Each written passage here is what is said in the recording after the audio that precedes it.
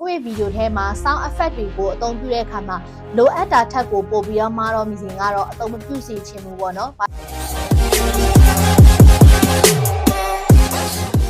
အားလုံးပဲမင်္ဂလာပါဒီနေ့မှာတော့မင်းရဲ့ဒီ video edit လုပ်တဲ့အရာနဲ့ပတ်သက်ပြီးတော့မှအတွေ့အကြုံလေးတစ်ခုကိုမင်းက sharing လုပ်ပေးချင်ပါတယ်ဒါတော့မင်းရဲ့အမြင်သက်သက်ပဲဖြစ်တယ်ပေါ့နော်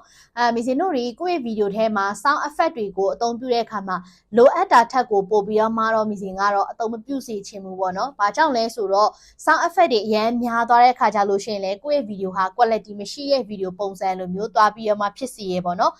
ဥပမာကိုကဟာတာ video တို့daily vlog video တို့တွေမှာဆိုလို့ရှိရင်ဒီရဲ့ sound effect တွေကိုခက်များများသုံးတာတော့တိတ်ကိစ္စမရှိဘူးသူကကြတော့တဘာဝလေးလဲကြားတယ်ဘာကြောင့်လဲဆိုတော့ဥပမာမင်းတို့ဟင်းချက်တဲ့ video ရိုက်တယ်ဆိုတဲ့အခါမှာ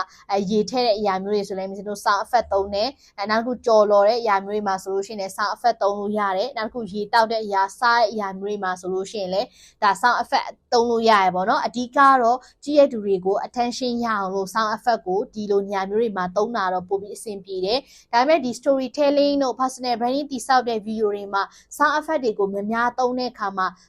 မလိုအပ်ပဲနဲ့သုံးတယ်လို့ကတော့မင်းကတော့ဒါမြင်တယ်ဒါတော့မင်းရဲ့အမြင်သက်ပဲဖြစ်တယ်ပေါ့နော်။ဘာကြောင့်လဲဆိုတော့ sound effect များသုံးတိုင်းလဲကိုယ့်ရဲ့ video ဟာဆွဲဆောင်မှုရှိနေရမှာမဟုတ်ဘူး။အဓိကတော့ storytelling သမားတို့ personal branding သမားတို့တွေအနေနဲ့ကကြတော့ကိုယ့်ရဲ့ video ကိုemotion နဲ့ပတ်သက်ပြီးတော့မှကိုဆွဲဆောင်သွားမယ်ဆိုလို့ရှိရင်တော့ပို့ပြီးတော့မှအဆင်ပြေရပေါ့နော်။ဒါပေမဲ့တော်တော်များများက emotion ထက် sound effect ကိုပဲပို့ပြီးတော့မှသုံးတာများတဲ့အခါမှာဆိုလို့ရှိရင်ကိုယ့်ရဲ့ဗီဒီယိုကြည့်လိုက်တဲ့အခါမှာ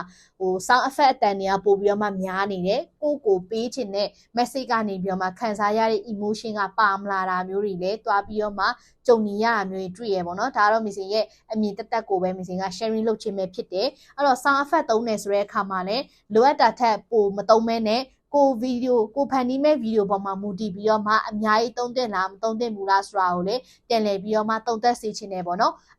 ဒီခုနပြောလိုမျိုးဟာတာဗီဒီယိုတို့ daily vlog ဗီဒီယိုတို့ဆိုလို့ရှိရင်တော့တိတ်ပြီးတော့မှကိစ္စမရှိဘူး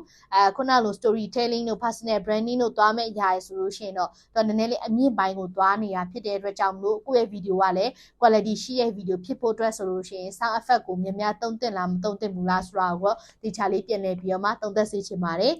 အဆုံးထိကြည့်ရှုနားထောင်နေကြတဲ့လူတွေအားလုံးကိုကျေးဇူးတင်ပါတယ်ဒီချိန်မီစင်ပါ